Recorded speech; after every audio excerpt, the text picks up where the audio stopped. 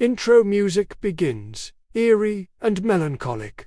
Then fades into the background. Good evening, everyone, and welcome back to the channel. Tonight, we have a story that comes straight from the heart of a loyal listener. It's a tale of love, loss, and a dream that lingered even after life had ended.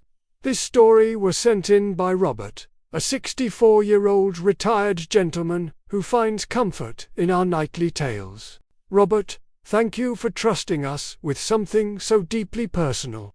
This one is for your daughter, Jermaine. Let's begin. Robert starts his letter with a kind introduction, saying he's one of our loyal listeners. He writes, "Every day I listen to your horror stories. It's my way of passing the time. If I don't hear your voice, the day feels incomplete. Now, please allow me to tell the story of my late daughter, Jermaine." Jermaine would have been 33 years old today. Robert describes her not as a genius, but as a kind, hard-working girl who was full of dreams. Her biggest dream was to become a nurse and work abroad. She always used to say, "High salary, easy to find a job." It was a practical dream, one born from a desire to build a better life for herself and her family. Her mother, ever the practical one, would gently remind her, "If you want that, you need to study hard. Nursing requires high grades," and Jermaine listened. She poured herself into her studies, fueled by the vision of herself in a crisp, white uniform, caring for patients in a foreign land. She worked tirelessly, and her efforts paid off. Her grades were high enough to get into a good nursing program. The day she received her acceptance letter was one of pure joy for the family. Jermaine was ecstatic. The first thing she wanted to do wasn't to celebrate with friends or buy new books. No, the first thing she did was rush to a local dressmaker named Martha to have her nursing uniform tailored. For Jermaine, that uniform wasn't just a piece of clothing. It was the symbol of her future, the physical manifestation of her hard-earned dream. Martha, the dressmaker, was well known in their town and always had a long list of clients. She told Jermaine and her mother that it would take about a month to complete the uniform. This wasn't a problem, as first-year nursing students were allowed to wear civilian clothes for the first month of classes. Jermaine agreed, but her excitement was palpable. She couldn't wait. Every few days, she would find an excuse to drop by Martha's shop just to check on the progress of her uniform. "Is it done yet?" she'd ask, her eyes sparkling with anticipation. Her parents, Robert and his wife, even had to scold her gently.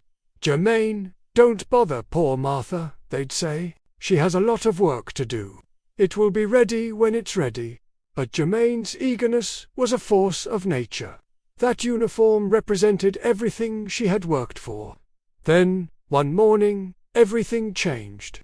Robert and his wife were startled by frantic knocking at their door.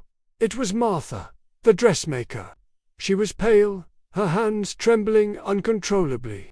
At first, they thought she had come to deliver the finished uniform, perhaps a little earlier than expected. But the look on Martha's face wasn't one of a happy delivery person. It was a look of pure, unadulterated terror. Martha hadn't come to deliver the uniform. She came because she had seen something horrifying, something that had shaken her to her core.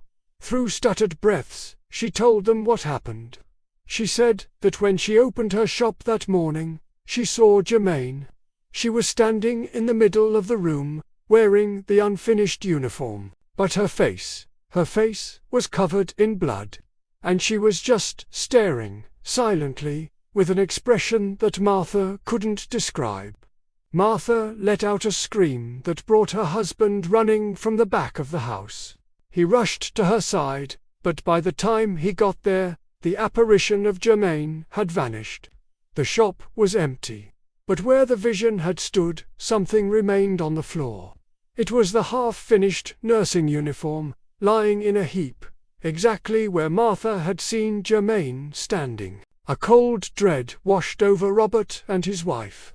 Terrified, they immediately tried to call Jermaine, but her phone just rang busy, over and over again. Panic set in. Without a second thought, they rushed out of the house, intending to drive to her school, praying that Martha's vision was just a terrible nightmare. But they didn't make it to the school. On the way, they were stopped by a crowd and the flashing lights of emergency vehicles. There had been a horrific traffic accident. 2 jeepneys had collided head-on. One was filled with students on their way to class. The other was a delivery vehicle, packed with vegetables for the market. Robert writes, "I felt my heart collapse when I saw them." His words paint a picture of a parent's worst nightmare coming true. From the mangled wreckage of the student jeepney, emergency workers were pulling out the victims. And then he saw her. They were pulling his daughter's lifeless body out of the crushed vehicle. She was covered in blood. The image seared itself into his mind. Just that morning, she had left the house, cheerful and full of life, excited about another day at school, another step closer to her dream. Now, she was gone. The chilling premonition from the dressmaker suddenly made a terrifying kind of sense. If Martha hadn't seen Jermaine's apparition, they wouldn't have known what had happened so soon. They might have spent hours, even a whole day, waiting and worrying, unaware that their daughter was already gone. It was as if Jermaine, in her final moments, had only one thought. Maybe she had been so incredibly excited to wear her dream uniform that her spirit traveled to the one place it could be found. Maybe she came back just to try it on, one last time, even after death had claimed her. In the midst of their grief, Martha, still shaken, worked with a heavy heart. She hurried to finish sewing the uniform. It was the only thing she felt she could do. When it was done, she brought it to the family. And so, they buried their beloved Jermaine wearing it. The crisp, white nurse's uniform she had dreamed of for so long. Robert remembers that moment with heartbreaking clarity. He says, "She looked beautiful, so peaceful, like the nurse she always wanted to be." In death, she finally got to wear the symbol of her life's ambition. On the day of her funeral, as friends and family gathered to say their final goodbyes, Robert experienced something he can't explain.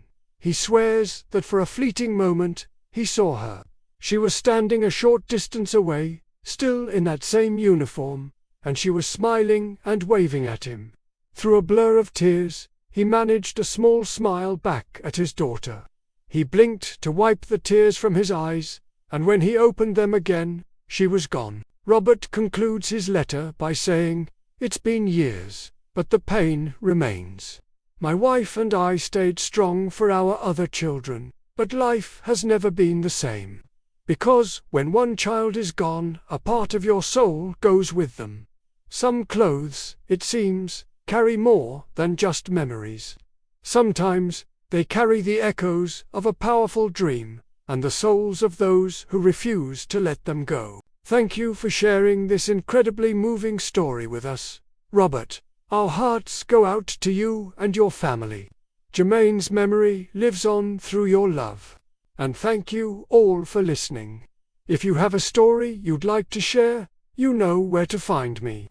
Don't forget to like, share, and subscribe for more stories from the shadows. Until next time, stay safe and take care of each other. Good night.